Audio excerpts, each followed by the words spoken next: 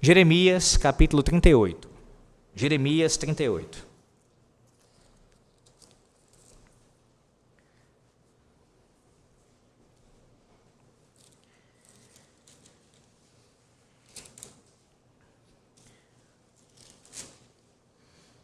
Quero que você observe, quando encontrar o texto, a divisão desse capítulo 38. A primeira parte é do versículo 1 ao versículo 13, do 1 ao 13, a metade do capítulo 38. E a segunda metade é do 14 ao 28. Primariamente, eu resolvi fazer assim: pregar pela manhã do 1 ao 13 e à noite do 14 ao 28. 2 sermões distintos. Eu explico isso porque algumas vezes, como é que eu faço? Os irmãos estão acostumados com isso. Prego um capítulo todo, sendo um sermão naquele capítulo inteiro, e esse sermão é dividido em 2 partes, ou até em 3 partes, se for o caso. Não é o caso aqui. Então não é um sermão todo no capítulo 38. É um sermão para o versículo 1 a 13 e um sermão para do 14 ao 28, certo? Um sermão para cada metade. Mas ontem, enquanto eu estava ainda fazendo ajustes finais, eu fiquei com receio de se eu realmente vou conseguir pregar o sermão todo do versículo 1 ao 13. Então já fique ciente disso. A intenção é pregar o sermão inteiro do 1 ao 13 nessa manhã. Se eu não pregar, aí sim vai ficar a segunda parte desse sermão para a noite. E aí eu prego a segunda parte do capítulo, que é outro sermão, no domingo que vem. Espero que tenha ficado claro isso. Jeremias 38. Leitura do versículo 1 ao versículo 13. Assim diz o Senhor nosso Deus. Ouviu, pois, Cefatias, filho de Matã, e Gedalias, filho de Pazur, e Jucal, filho de Selemias, e Pazur, filho de Malquias, as palavras que Jeremias anunciava a todo o povo, dizendo: assim diz o Senhor, que ficar nesta cidade morrerá a espada, a fome e de peste. Mas o que passar para os caldeus viverá, porque a vida lhe será como despojo, e viverá. Assim diz o Senhor: esta cidade infalivelmente será entregue nas mãos do exército do rei da Babilônia, e este a tomará.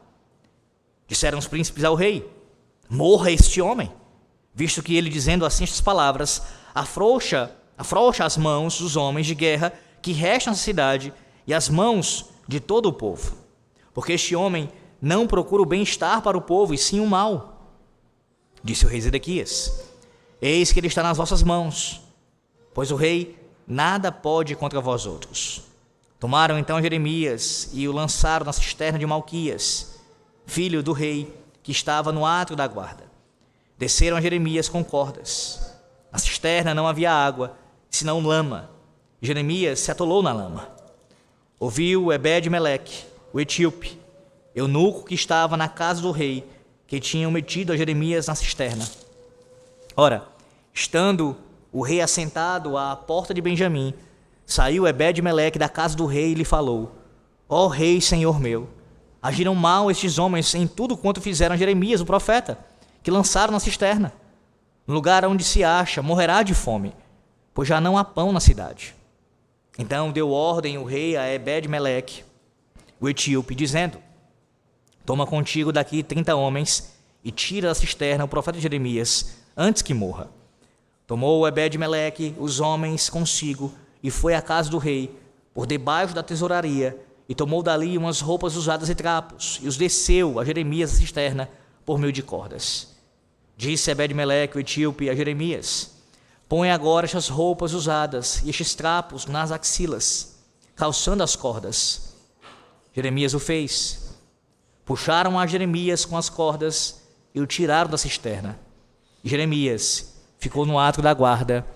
Amém.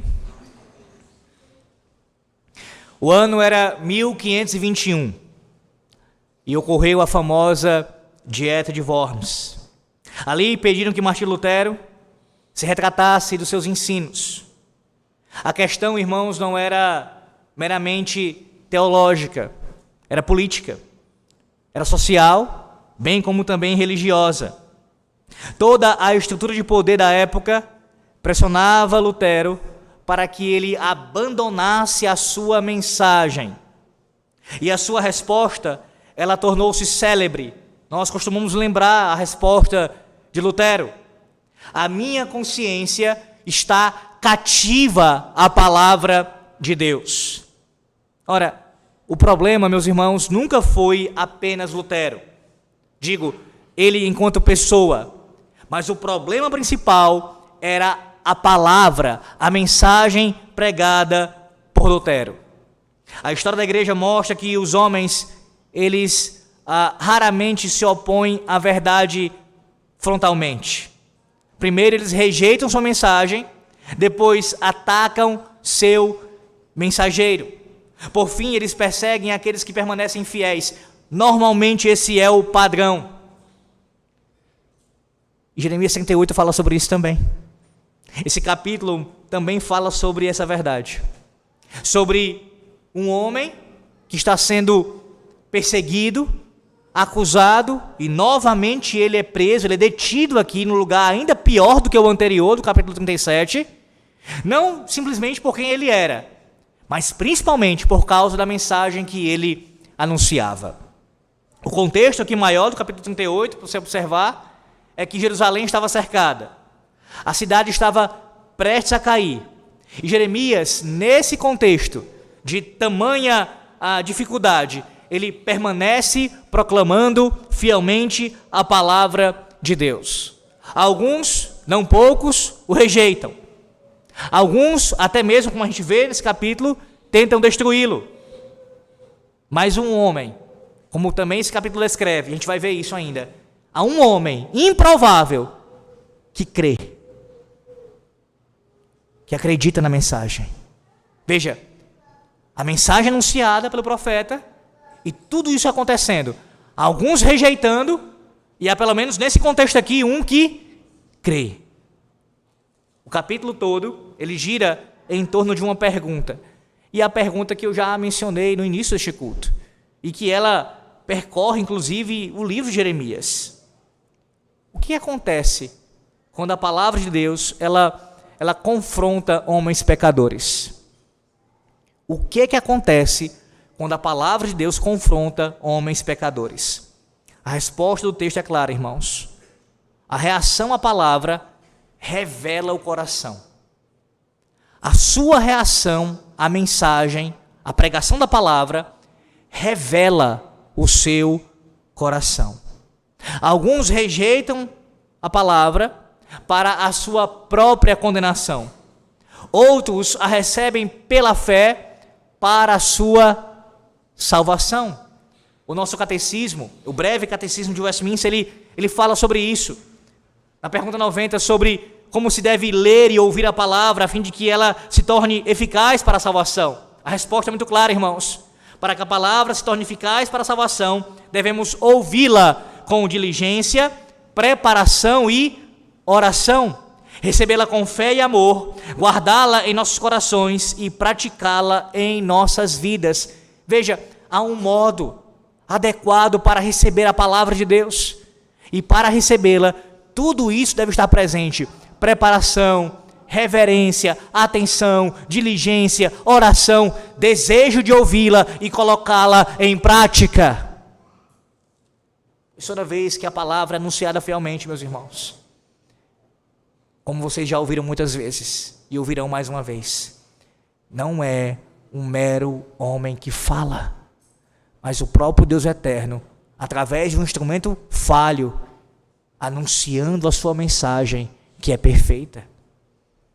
O texto nos ensina, no versículo 1 ao 13, que a resposta que damos à palavra de Deus revela a nossa verdadeira condição espiritual.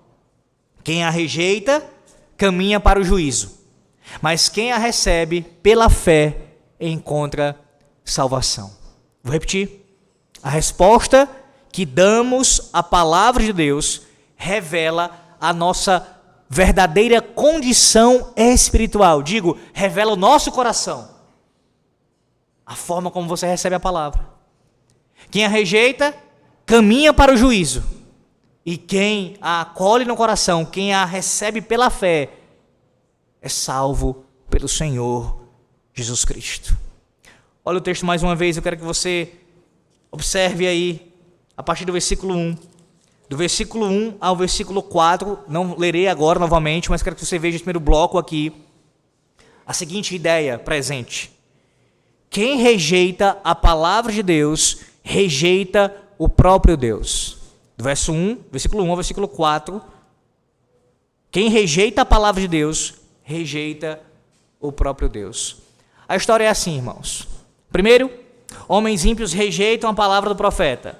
Ao final do capítulo 37, nós ouvimos, no domingo passado, o sermão, alguns daqueles homens ligados ao rei estavam tão irritados com o profeta Jeremias que eles mandaram que ele fosse espancado e preso. Isso no capítulo 37.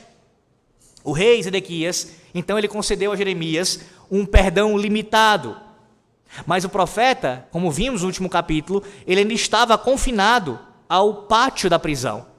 Eles trancaram Jeremias, veja aqui a ideia, o que aconteceu, mas eles não conseguiram calá-lo. Ainda que Jeremias estivesse preso, a palavra continuava a ser proclamada. Isso tem um claro paralelo aqui com Filipenses capítulo 1, versículos 12 e 13. Você lembra? Paulo estava preso, mas mesmo preso, o evangelho continuava avançando, como você bem o sabe. Mesmo que os inimigos de Deus, do seu povo, tranquem, prendam, persigam os pregadores, a mensagem continua se propagando. E veja, versículos 1 a 3 nos mostra que o sermão de Jeremias era basicamente o mesmo sermão, repetido aqui. Falando o quê? Em síntese, do versículo 1 ao versículo 3, que eles deveriam se arrepender, deveriam se entregar, deveriam aceitar, a ideia é essa, aceitar a disciplina divina que vinha por meio daquele rei babilônico, e só assim então poderia existir alguma salvação. Era essa a mensagem de Jeremias, mais uma vez. Para entender, meus irmãos, o porquê que esse sermão de Jeremias deixava todos com muita raiva, precisamos entender, mais uma vez, o quão desesperadora era a situação da cidade de Jerusalém. A cidade, àquela altura, estava sitiada. A força militar, à época mais poderosa do mundo, o exército babilônico, estava acampado fora dos seus muros e estava bloqueando todos os suprimentos ali. As porções de pão começavam a acabar e não havia água em nenhuma das cisternas, apenas lama. Muito provavelmente, os babilônios, eles começaram a atacar os muros da cidade, tentando abalar suas torres ou derrubar seus portões ali. O profeta Ezequiel, ele forneceu um sombrio informe militar, meus irmãos, sobre esse cerco. Vai lá para Ezequiel 7, versículo 15, sem desmarcar o texto de Jeremias 38, Ezequiel 7, versículo 15.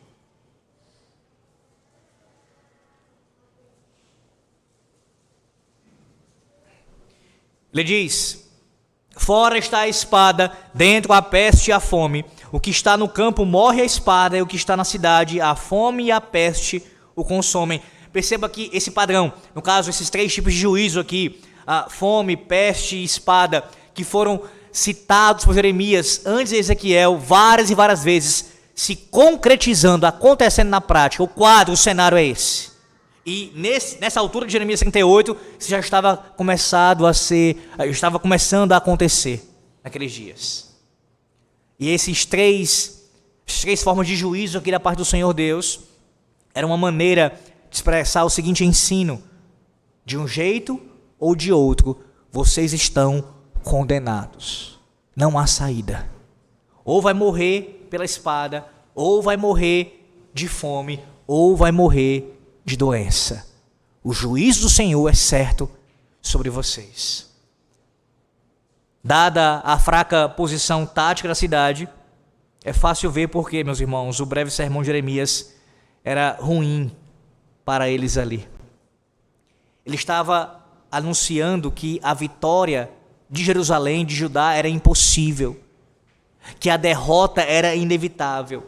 Era uma mensagem do tipo assim: rendam-se ou morram. Rendam-se ou morram. Ele estava pregando essa mensagem, e a razão para isso acontecer, irmãos, não é porque os babilônios eles eram invencíveis. é porque Deus estava com os babilônios. É assustador ouvir isso, não é? Mas foi o que o próprio Deus falou. O Senhor Deus é quem estava, por assim dizer, à frente daquele exército. E não porque eles temessem a Deus.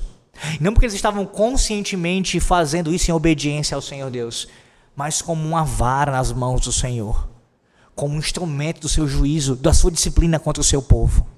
Então, a mensagem de derrota nesse sentido, nós vamos perder, nós seremos tragados pelo inimigo, não é por conta da força meramente do inimigo, mas é porque Deus é quem estava pelejando contra o seu povo.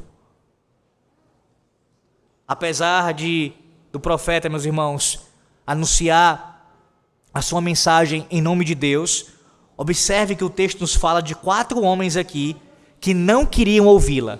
Veja aí o versículo de número 1. Cefatias, Gedalias, Jucal e Pazur. Formavam aqui como se fosse a gangue dos 4. Eram analistas políticos, ali membros do gabinete de Zedequias, que eles queriam vitória. Não admitiam de forma alguma uma derrota. Eles não toleravam aquela mensagem profética tão tenebrosa que eles seriam assim arrasados. Percebe? Eles queriam uma mensagem de paz, não de destruição. O versículo 4 fala isso. Eles vão mostrar todo o seu ódio, toda a sua indignação, toda a sua rejeição à mensagem, a ponto de desejar e trabalhar, arquitetar pela morte de Jeremias. O versículo 4 diz isso. Disseram os príncipes ao rei: morra este homem. Morra este homem. Irmãos, vocês têm ideia do que está acontecendo aqui? Jeremias não fez nada contra eles. Era somente por causa da mensagem de Jeremias. A repulsa era tão grande a mensagem que o desejo era de morte contra o profeta. A perseguição do profeta de Deus, ela começa, irmãos, com a rejeição da palavra profética. Os inimigos, eles estão fechando os ouvidos para a sua mensagem. E segundo eles, é interessante, eles vão dizer que a mensagem do profeta, ela estava trazendo desencorajamento aos soldados de Jerusalém. A passagem aqui, ela usa esse termo, essa ideia de afrouxar as mãos, ligando isso a esse desencorajamento. Em outras palavras, quando os soldados, soldados de Jerusalém, ouviram a mensagem do profeta, as suas mãos, elas esmoreciam, irmãos. E as suas armas, elas caíam das suas mãos. Eles ficaram tão desanimados que eles não levantariam mais nenhum dedo, pelo menos muitos deles, para defender Jerusalém.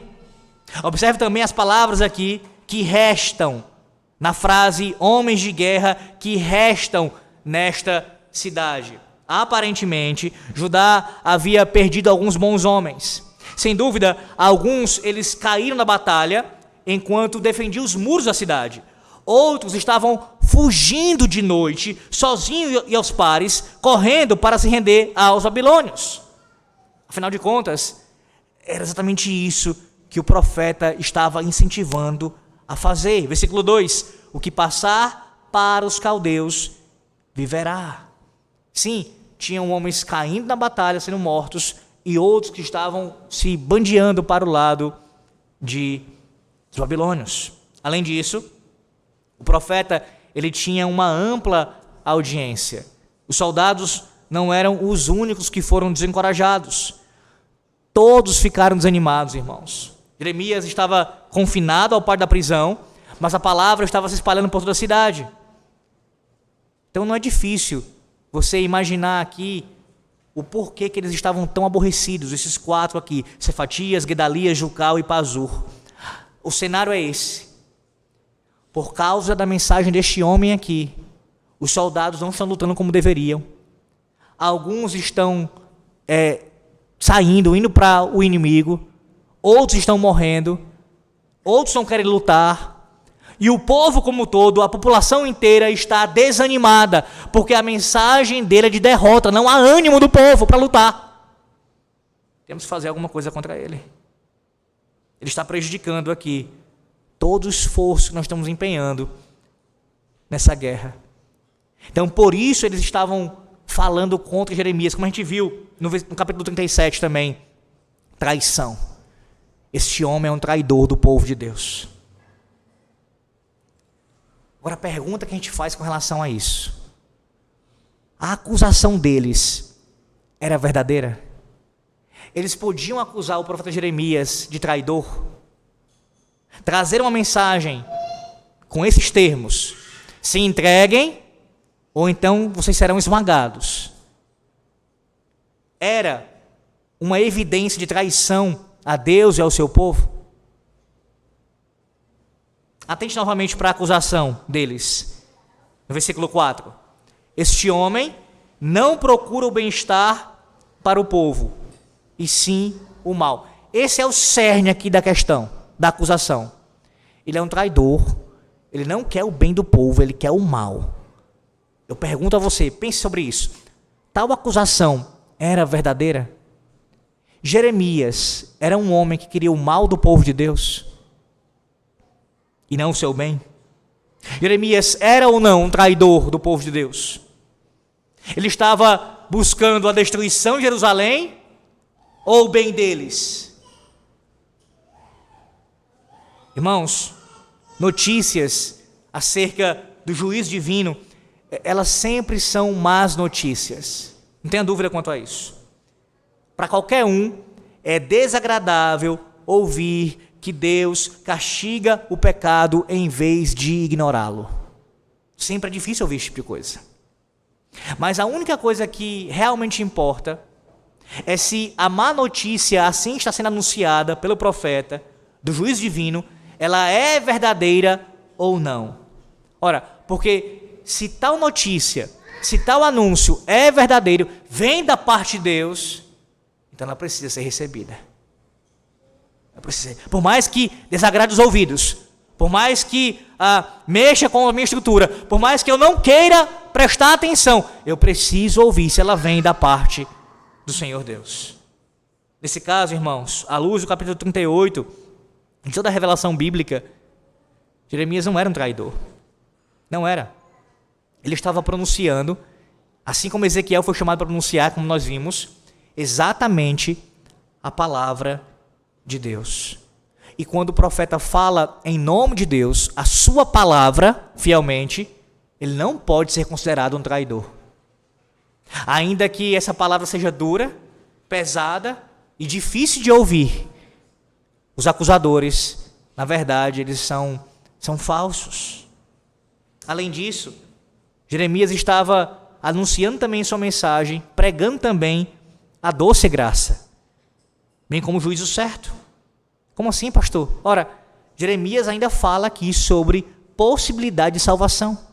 Se eles se entregassem, ainda haveria saída se eles se entregassem. Ao rejeitarem um profeta de Deus, estes homens, meus irmãos, como eu disse, estão rejeitando o próprio Deus. Eles se fazem inimigos do Senhor Deus. E tal atitude não é corajosa. Ela é loucura, é tolice, é insensatez. O homem que se levanta, nesse caso aqui, um grupo de homens se levantando contra a mensagem que vem de Deus, torna-se inimigo do próprio Deus. E isso é loucura. A acusação que esses conspiradores realmente faziam contra Jeremias era que Jeremias não buscava a paz, o shalom de Judá. Não, ele buscava a destruição do povo. Ironicamente, irmãos, o próprio profeta havia advertido o povo com relação a isso. Lá no capítulo 8, veja, capítulo 8 de Jeremias, capítulo 8, versículo 11. Ele disse isso sobre os líderes de Judá. Capítulo 8, versículo 11. Curam superficialmente a ferida do meu povo, dizendo paz, paz, quando não há paz. Percebe? A acusação que estes quatro aqui fazem contra Jeremias, na verdade, foi uma reversão da realidade. Eram eles e outros homens, profetas, príncipes, o rei, eram eles e os outros que estavam buscando a destruição de Jerusalém. E eles pegam essa acusação e agora eles apontam para Jeremias. Estes homens, eles podem ser assim considerados os teólogos liberais daqueles dias. Eles queriam um Deus de misericórdia, mas não um Deus de justiça. Eles queriam um Deus que dá vitória, mas não um Deus que permite e conduz o sofrimento. Eles queriam um pai de amor, mas não um pai que disciplina. A gangue dos quatro, essa gangue dos quatro aqui, irmãos, estava disposta a sacrificar a vida do povo de Deus, por assim dizer, por meio de Deus, por um Deus formado à sua própria imagem e semelhança. Percebe? Essa história aqui, ela se encaixa muito bem, certamente, por ser a palavra eterna do Deus vivo, para os tempos que nós vivemos, meus irmãos. Tempos de secularismo. A igreja do Senhor Jesus Cristo é como aqui Jeremias, atuando numa cultura pós-moderna. Nós não dizemos, pronto, tudo ficará bem. Em vez disso, dizemos, não está tudo bem com você enquanto você não se acertar com Deus. Esta é a mensagem que alguns de nós têm dificuldade de anunciar, não é verdade? A gente tem uma tendência, eu até falava sobre isso esses dias com algumas pessoas, de deixar o ímpio confortável no seu pecado. É impressionante isso. Quantos evangelismos que eu já tenho batido há muito tempo falham nisso, ações evangelísticas falham nesse sentido. Vai falar para o pecador, Jesus te ama, Ele tem um plano na tua vida, Ele vai te abençoar, Ele já tem te abençoado. Que mensagem é essa? Para você falar de mensagem de salvação, de perdão de pecados, de paz com Deus, você precisa falar para este pecador, para este homem, para esta mulher, para essa criança, quem quer que seja, quem seja. Você não está bem diante de Deus enquanto não se acertar com Ele. Deixar o pecador na sua condição que ele já se encontra, na verdade, chamar a atenção dele quanto a isso. Você está em maus lençóis. Você está condenado se permanecer assim. E talvez seja a sua situação essa manhã aqui. Você que ouve essa mensagem. Talvez seja o seu caso aqui. Não há mensagem de paz para você nesse momento. Não há. A mensagem do profeta Jeremias continua a reverberar nessa manhã. A mesma mensagem. Não há paz, não há paz, não há paz. Você que não está em Cristo está em rebeldia contra Deus, em rebelião contra Deus. E a mensagem profética é esta: arrependa-se enquanto há tempo, converta-se do seu mau caminho, volte-se para o Senhor Jesus Cristo, hoje, ainda hoje. Caso contrário, a destruição sobrevirá a você. De repente. De repente. Não, meus irmãos, nós não dizemos paz, paz. Mas o que eu proclamo pela palavra de Deus essa manhã é: vocês ficarão conturbados até que façam as pazes com Deus. Que haja uma inquietação no seu coração, uma perturbação na sua mente, enquanto você não se prostrar diante de Cristo, se arrepender e reconhecê-lo como Senhor e Salvador. Todo pregador fiel, a semelhança de Jeremias, anuncia o juízo divino. E nós discursamos contra a ganância, contra o orgulho, contra a falsa adoração, contra a imoralidade sexual e todos os demais tipos de pecado. E proclamamos, ao mesmo tempo, o que não há nenhuma contradição, pelo contrário, é a mensagem sendo pregada por inteiro. Nós proclamamos a graça de Deus a este mundo, anunciando o perdão gratuito de Deus por meio de Jesus Cristo para todo aquele que se arrepende de fato. A mesma mensagem que anuncia aqui um duro juízo de destruição diz o seguinte: enquanto você estiver assim, à parte de Cristo, destruição. Mas se você se arrepender, se você se voltar para o Senhor, se você parar de rejeitar a sua palavra, que é rejeitar o próprio Deus, se você voltar-se para o Senhor em fé e arrependimento, há paz. Há paz. há paz em Cristo. Paz com Deus, mediante o Senhor Jesus Cristo. Não é essa a tua experiência, crente? Quando você foi convertido? Talvez há um ano, alguns aqui, há algumas décadas. Não foi essa a tua sensação e a tua percepção? E certeza, você finalmente parou de ter o seu coração conturbado. Tudo bem, de fato a gente luta contra o pecado ainda, mas eu digo com relação à salvação eterna, à vida eterna. Você sabe que agora você tem paz com Deus. E não é por causa do que você fez.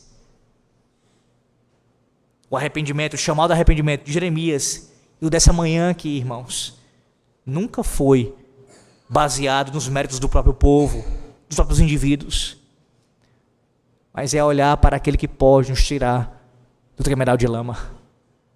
Só o Senhor nosso Deus. Só nele a salvação, meus irmãos. Como é que o mundo reagirá à mensagem da igreja?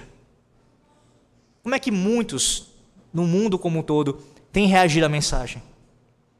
Muitos serão como Cefatias, Gedalias, Jucal e Pazur, e dirão: qual é o seu problema? Vocês cristãos são um bando de extremistas. Ou até mesmo, alguns chegam a dizer: vocês são uma ameaça para a sociedade. Vocês não querem o bem do país. Vocês não querem o bem do povo. Vocês querem a destruição. Vocês querem o mal. Essas palavras, meus irmãos, são uma advertência quanto a uma perseguição que está a caminho. Mas não deveria ser surpresa para nós. A verdade de Deus, ela soa perigosa a uma mente secularizada. Uma mente que é tomada por este século, que ela é entenebrecida, que não há luz do evangelho sobre ela. Essa mente, quando ouve tal mensagem, a tem como perigosa. Perigosa. O nosso Senhor Jesus Cristo, ele enfrentou o mesmo tipo de oposição, meus irmãos. Quando pregou o arrependimento e o reino de Deus, ele foi rejeitado também, sendo uma ameaça para a sociedade. Lá em Lucas 22, 2 diz o seguinte, que os líderes religiosos preocupavam-se em como tirar a vida dele, do Senhor Jesus Cristo. E no capítulo 23, versículo 2 de Lucas, diz assim: encontramos este homem pervertendo a nossa nação. Percebe? Os inimigos de Deus sempre rejeitam a palavra do profeta de Deus. Sempre. E aqui isso sendo contemplado na própria pessoa do sumo profeta, do profeta por excelência. O Senhor em seus dias aqui na terra foi também rejeitado com a sua mensagem. À luz disso, eu quero perguntar a você nessa manhã: existe alguma área na sua vida em que você tem resistido à mensagem do Senhor Deus? Tendo isso em mente, resistir à mensagem de Deus, resistir à palavra do Senhor Deus, pregada fielmente, é resistir ao próprio Deus. Então eu pergunto a você: existe alguma área na sua vida que você tem resistido ao Senhor Deus? Digo, nessa área Ele não transforma, Ele não muda. Nessa área não há mudança, não há arrependimento de pecados. Essa área aqui eu ainda preservo cultivando pecados. Há alguma área? Você, quando ouve a verdade ser anunciada, como está ouvindo essa manhã, ouve com o desejo de colocá-la em prática, ou apenas você faz assim, como algumas pessoas claramente o fazem, só ouve aquilo que é da sua preferência? E isso acontece, irmãos, não apenas com pessoas que procuram supostas igrejas, porque não são igrejas que não pregam fielmente a palavra, não é uma igreja verdadeira, que estão ali anunciando coisas que vão agradar o ego. Não estou falando apenas disso, pessoas que vão a esses lugares, que têm mensagens voltadas para o homem. Estou falando agora de pessoas que vêm a uma igreja fiel, a pregação é fiel, e no sermão, faz com que o sermão trata o sermão como se fosse um self-service, o próprio sermão. essa parte aqui do sermão foi agradável. Eu vou guardar, eu vou acolher, essa parte eu vou... Ou seja, de acordo com a minha preferência. Como se fosse um self-service. Essa comida aqui é agradável ao meu paladar. Essa aqui já não é tão saborosa, então eu vou rejeitar. Se o pregador, durante o seu sermão, estiver anunciando qualquer coisa que não esteja de acordo com a palavra, de fato você tem o dever de rejeitar. Mas se o sermão inteiro anuncia a palavra de Deus, é loucura, é insensatez tentar fazer isso, fatiar o sermão. Essa parte me agrada, eu acolho. Essa parte eu rejeito, pois não está de acordo com as minhas preferências. É o que você tem feito. É o que você tem feito. Você ama a palavra de Deus? Não é comum nós citarmos, e é maravilhoso fazermos isso, o Salmo 119. Como amo a tua lei, Senhor. É minha meditação todo dia. Eu tenho prazer na tua palavra, prazer na tua santa lei. Você ama mesmo? Você ama mesmo a palavra de Deus, mesmo quando ela confronta os seus pecados? Mesmo que você tenha que lidar com textos bíblicos que vão exatamente chamar a sua atenção contra os seus pecados? A pergunta fundamental, meus irmãos, não é se a gente gosta do que Deus está dizendo, mas eu estou disposto a me submeter ao que Deus está dizendo? Reverendo, então quer dizer que a gente não deve ter prazer no que Deus diz? É claro que devemos ter, mas veja, nem sempre, de primeira, de cara logo, você vai se agradar de tudo que é dito. Por sermos pecadores, é comum acontecer isso. Em alguns momentos, não poucos na verdade, a gente lê um texto bíblico ou ouve uma mensagem, e por mais fiel que ela seja, a nossa inclinação pecaminosa, a gente fica assim, isso é desconfortável ouvir. Mas veja, ainda que você não tenha no primeiro momento esse prazer que deveria ter, a pergunta é, eu vou me submeter ao que Deus está dizendo? É claro que a gente deve parar por aí. Deve pedir ao Senhor que tal submissão ocorra de forma prazerosa. Eu devo me submeter com deleite, com vontade, me agradando de fazer a vontade do Senhor Deus. E como diz a palavra do nosso Deus, meus irmãos, nos ensina essa manhã, a resposta que nós damos à sua palavra revela a nossa verdadeira condição. Nesse momento do culto, que você escuta esse sermão, qual tem sido a sua resposta?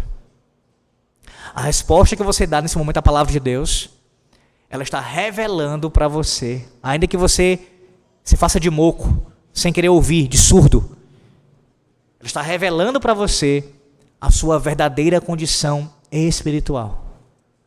Rejeição, rebelião, ou então acolhendo pela fé e assim evidenciando a sua salvação. Mas em segundo lugar, o texto também nos ensina que quem rejeita a palavra acaba se opondo aos mensageiros. Você viu que a rejeição à palavra, se opor à palavra, é se opor ao próprio Deus. Agora veja que quem rejeita a palavra também, no segundo nível, na segunda instância, se opõe ao mensageiro da palavra, aquele que traz a palavra. A gente observa isso no versículo 4 também ainda, mas até o versículo de número 6. Não farei a leitura novamente agora, a não ser o versículo 4, parte A. Veja aí, versículo 4, parte A. Mais uma vez, diz assim,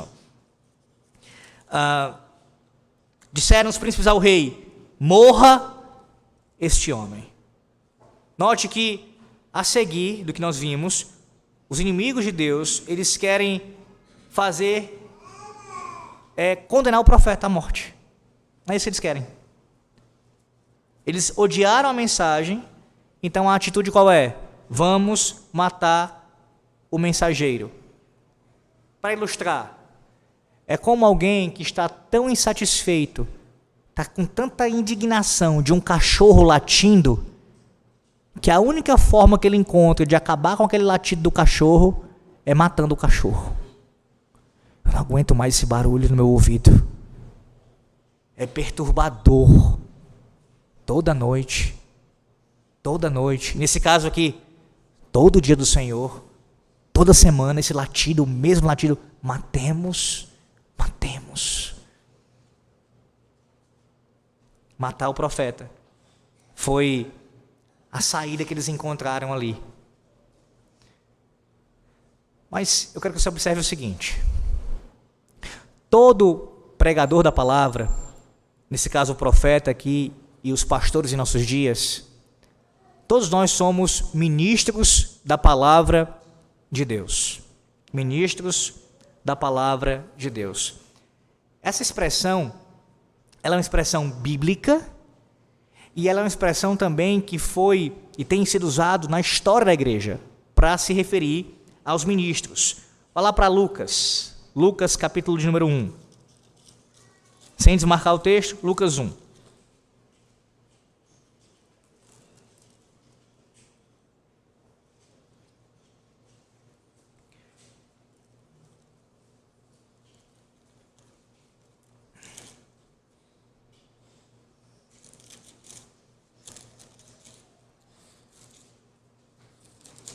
Lucas 1, versículo de número 2. Conforme nos transmitiram os que desde o princípio foram deles testemunhas oculares e ministros da palavra. Ministros da palavra. Historicamente, o termo em latim é verbi Dei minister. E a sigla tirada dessa expressão, o VDM, aponta para isso, significa isso, é o ministro da palavra.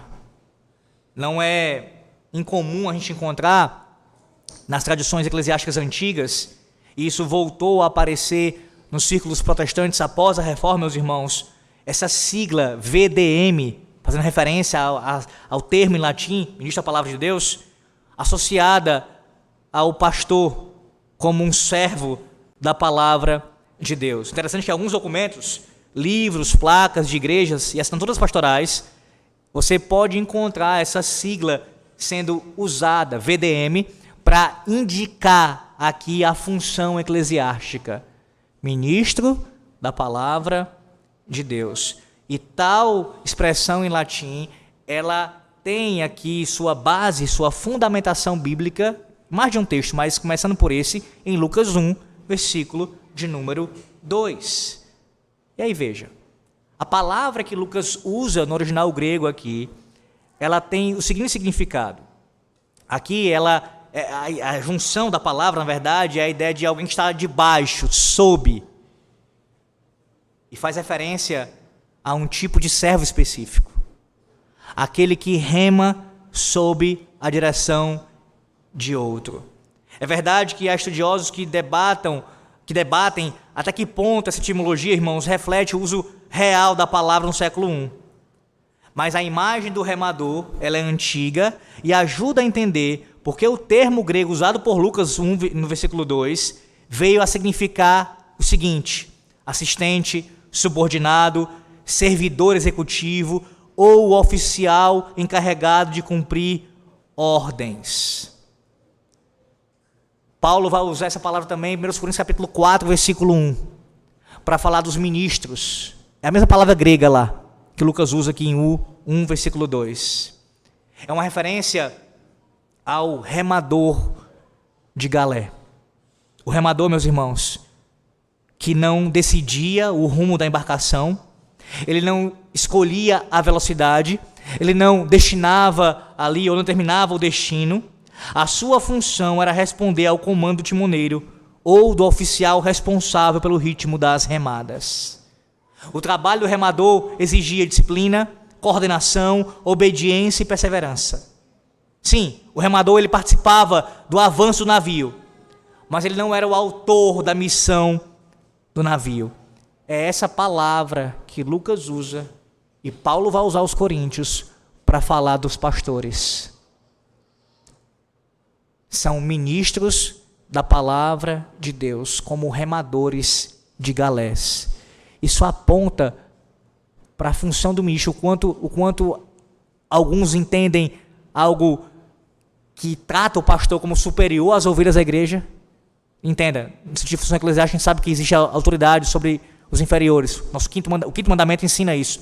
Mas eu digo como se houvesse uma distinção tal que o pastor devesse ser tratado como um rei na igreja. Isso vai contra o que a Bíblia ensina sobre a função do ministro. Ainda que seja uma autoridade eclesiástica e deve ser respeitada por isso, o pastor é um ministro, isto é um servo da palavra de Deus. E ele serve ao povo de Deus com a palavra. Com a palavra. Percebe o quão humilde é essa função? O quão dependente ela é? O quanto ela precisa, ela necessita do comandante? O significado é profundo, irmãos, aqui. Os pastores, os ministros não são proprietários da mensagem, não são filósofos criando novas ideias, nem são autoridades independentes. A ideia é a mesma. São autoridades, sim, mas que recebem da parte de Deus a mensagem para anunciá-la como eles assim receberam. A palavra governa o ministro não governa a palavra. É assim que você tem que olhar para Jeremias também aqui no capítulo 38. Pastor, mas a palavra grega lá, veja, o conceito aqui, a ideia com relação a ser servo da palavra de Deus, estava também presente no Antigo Testamento. Assim como Paulo, assim como Lucas, assim como os pastores da Nova Aliança, Jeremias também era um servo da palavra de Deus. Os homens que se opuseram a ele aqui eram tolos, porque estavam se opondo a um mero servo. A um mero servo. Perseguindo, tentando matar alguém que estava carregando uma mensagem que vinha da parte do Senhor. A resposta de Zedequias, veja, do rei, ela revela o quanto ele era covarde. O meu ponto é isso no capítulo 37. Ele era um escravo, irmãos, da pressão política. Há um comentarista que diz assim, John Guest, ele fala assim: há 3 tipos de pessoas: aquelas que fazem as coisas acontecerem, aquelas que deixam as coisas acontecerem e aquelas que dizem o que aconteceu. Nesse caso, o rei Zedequias estava deixando as coisas acontecerem, mas em breve ele ia perguntar o que aconteceu. Zedequias, ele era semelhante a um outro homem que veio depois dele. No caso, o homem que veio depois dele é semelhante a ele, né? Pôncio Pilatos. Lembra o que o Pôncio Pilatos fez? Ele disse acerca de Cristo: eis que ele está nas vossas mãos. No caso, ele lavou as suas mãos, né? Zedequias fala isso acerca de Jeremias aqui, e Pilatos vai falar algo semelhante acerca de Jesus. Veja o versículo 5 aí. Versículo 5. Disse o rei Zedequias: eis que ele está nas nossas mãos, pois o rei nada pode contra vós outros. A ideia é essa: eu estou de mãos atadas, eu não posso fazer nada, vocês vão lá e façam o que vocês bem entenderem, semelhante ao que Pilatos viria a fazer posteriormente. Quando os líderes judeus, levaram o Senhor Jesus Cristo à presença de Pilatos, foi o que ele fez? Mandando vir água, lavou as mãos perante o povo, dizendo: estou inocente do sangue deste justo, fique o caso convosco. Zedequias, ele se sai da situação e deixa aqueles homens tomarem conta dela e fazerem o que quiserem com Jeremias. Tal atitude aqui, irmãos, de Zedequias, o rei, bem como também de Pilatos posteriormente, mostra para nós o quão vil é agir assim. A tentativa aqui é de ser neutro. Eu não tenho nada a ver com isso, eu lavo as minhas mãos. Mas ele era a autoridade máxima da nação. É claro que ele poderia fazer alguma coisa. É claro que ele poderia intervir ali naquela circunstância. Mas ele, a semelhança de Pilatos, ainda que não literalmente, ele lava as mãos e deixa perseguirem, prenderem Jeremias. Entenda isso uma vez por todas. Não existe neutralidade diante da verdade. Não há. Quem não permanece ao lado da palavra de Deus, inevitavelmente está contra ela. O passo que Zedequias deu foi esse: eu não posso fazer nada, quando podia fazer. Essa omissão dele é uma omissão pecaminosa. Na sua tentativa de ser neutro, ele estava se opondo à mensagem, indo contra a palavra de Deus. E para a gente caminhar para o final dessa primeira parte do sermão, eu quero que você medite nisso nessa manhã. Como é que você tem permanecido diante da verdade? E aqui eu digo não apenas em termos de ouvi-la, como você já tem ouvido, para acolher no coração, mas eu falo em termos de defendê-la e se posicionar a favor dela lá fora. O medo da opinião pública tem moldado as suas opiniões. Entendam, irmãos, nós não somos chamados para sempre nos envolvermos em discussões, em confusões, em debates. O ponto não é esse. Não é que toda vez eu devo estar discutindo, inclusive em rede social. Estou falando de uma circunstância específica, como essa daqui do rei Zedequias. Há alguns momentos nas nossas vidas que a gente precisa se posicionar. E se a gente não se posicionar a favor da verdade, tentando agir com neutralidade, o nosso posicionamento será contra a verdade. Porque será uma omissão. Então, entendendo isso, as opiniões públicas têm moldado as suas decisões? Você está mais preocupado em agradar as pessoas do que agradar a Deus? Porque sim, isso estava ligado aqui a Zedequias. Ele tinha medo da pressão política, inclusive interna, não apenas externa, interna aqui, dos seus príncipes. Ele não queria lidar com essa adversidade. Ele preferia ser omisso e deixá-los agir por conta própria para agradá-los e não ter esse choque, esse confronto. Aí veja a ironia da situação. Para não se confrontar com aqueles homens, ele preferiu se confrontar com o próprio Deus, com a própria palavra de Deus.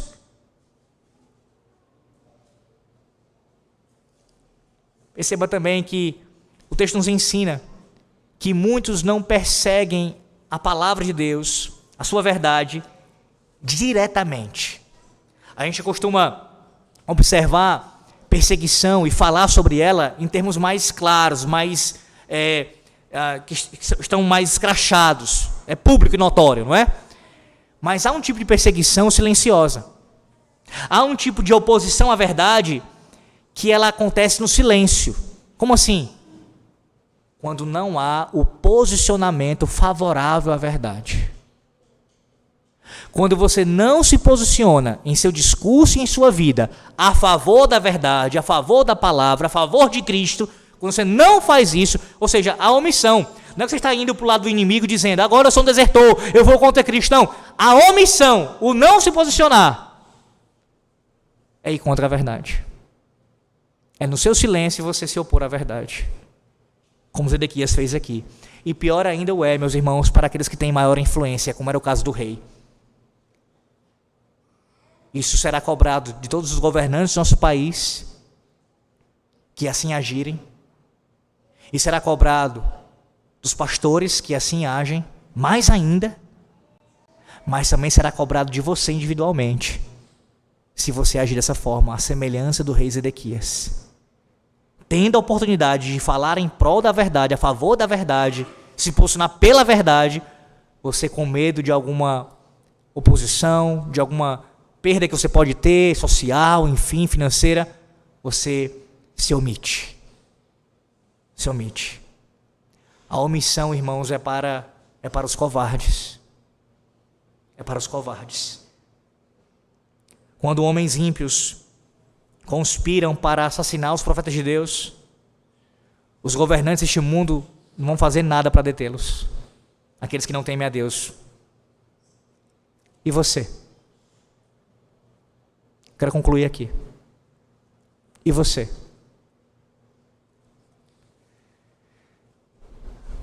Quando um homem de Deus, que apresenta, que anuncia a palavra de Deus fielmente, a semelhança de Jeremias, está sendo acusado falsamente, ameaçado de coisas terríveis. Estou falando de um homem de Deus que anuncia a palavra de Deus com a sua vida e com o seu discurso, com a sua pregação. Se posiciona a favor. Se fala muito, e de fato a gente tem que falar sobre isso, os pastores como protetores do rebanho. Os presbíteros para proteger o rebanho dos lobos. E de fato estamos aqui para isso. Mas em alguma medida, o rebanho também deveria, por vezes, proteger o pastor. Das calúnias e difamações. Das injúrias e das falsas acusações dos inimigos. Isso é dever também do povo. Não é ficar brigando por homens, idolatrando homens. Jamais façam isso, inclusive com a minha pessoa. Mas é quando necessário for, num caso como esse, não agir como o rei Zedequias. E ficar omisso, calado. Tem que se posicionar. Porque quando um homem de Deus, nesse caso como o profeta Jeremias, é acusado disso, a tentativa é calar a mensagem, irmãos. Tem algo maior aqui, tem algo maior em jogo, em vista. Quando uma igreja séria e fiel é acusada de várias coisas, como eu ouvi esses dias, inclusive, um ministro da nossa igreja chamando de bestialidade a prática da salmodia exclusiva.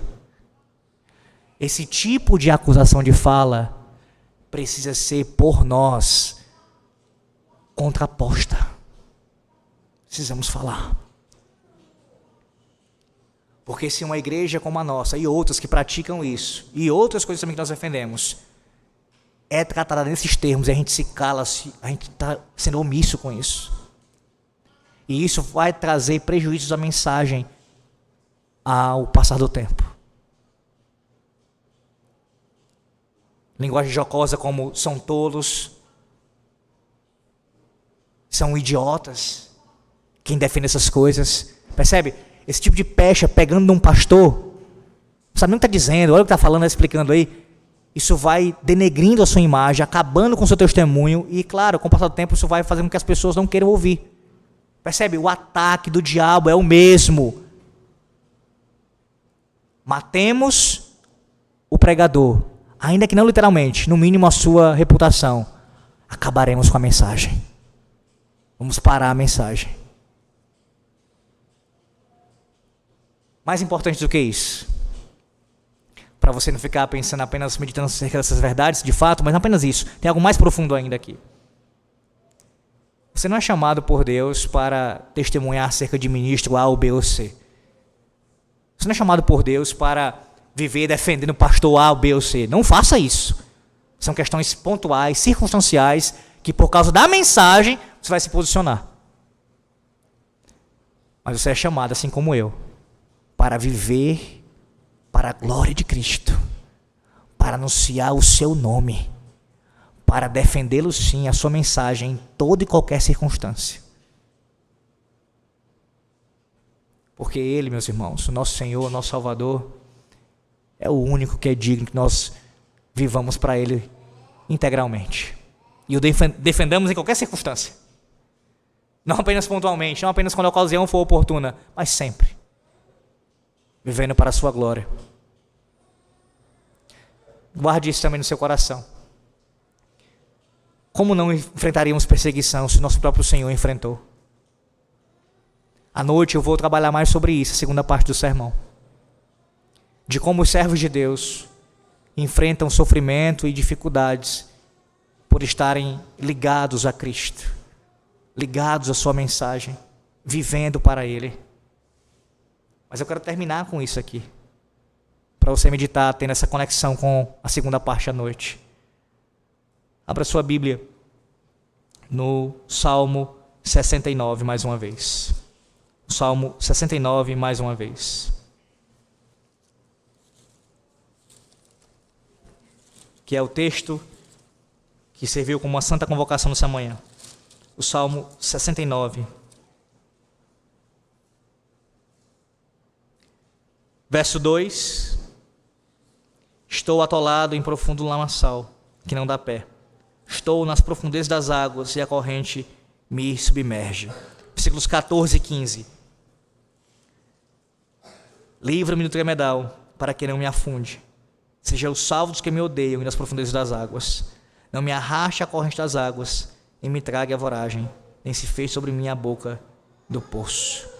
Irmãos, o salmista falou isso nos seus dias, o salmista Davi aqui, mas como todo saltério, isso era profético acerca de Cristo. Ninguém se encontrou, como também ouviremos à noite, em condição mais terrível, mais difícil do que o nosso Salvador. Jeremias enfrentou grande oposição. Alguns crentes dizem que jamais gostariam de ser um profeta como o profeta Jeremias. Eu tenho um amigo meu que dizia isso na sua juventude, né? E no caso dele é porque ele não queria deixar de casar, por outro motivo. Mas o sofrimento que aquele homem enfrentou foi enorme, sem dúvida. Mas ninguém enfrentou semelhante sofrimento ao do Salvador. Tudo isso para nos salvar. Então, como nós não iríamos bendizer o seu nome, honrá-lo e defendê-lo sempre que alguém se opor a ele? Assim que nós o façamos, ao mesmo tempo também que a gente descanse nessa mensagem. Está ao lado da verdade, mesmo que uma oposição gigantesca se levante contra nós, é estar em maioria sempre. Porque Deus está ao nosso lado. Deus está ao nosso lado. A pergunta que eu quero que você medite: como você tem recebido essa mensagem? Isso revela a tua condição espiritual. Acolhimento pela fé no coração ou rejeição à palavra de Deus? Que o Senhor Deus nos abençoe, em o nome do seu Filho, o Senhor Jesus Cristo. Amém. Oremos. Graças te damos, Senhor nosso Deus, por tua palavra. Te bendizemos porque o Senhor falou conosco mais uma vez, nesta igreja local, pela pregação fiel, por tua graça, por tua bondade, por tua misericórdia. Nós não somos dignos de receber isso, mas o Senhor tão maravilhosamente nos concede, por meio de Cristo.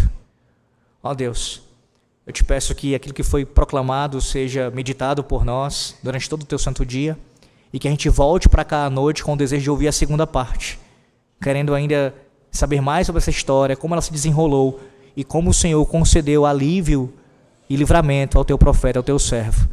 E vendo tudo isso, ó Deus, à luz da obra de Cristo, da pessoa bendita do nosso Redentor. Assim nós te pedimos, em nome dele, do Senhor Jesus. Amém.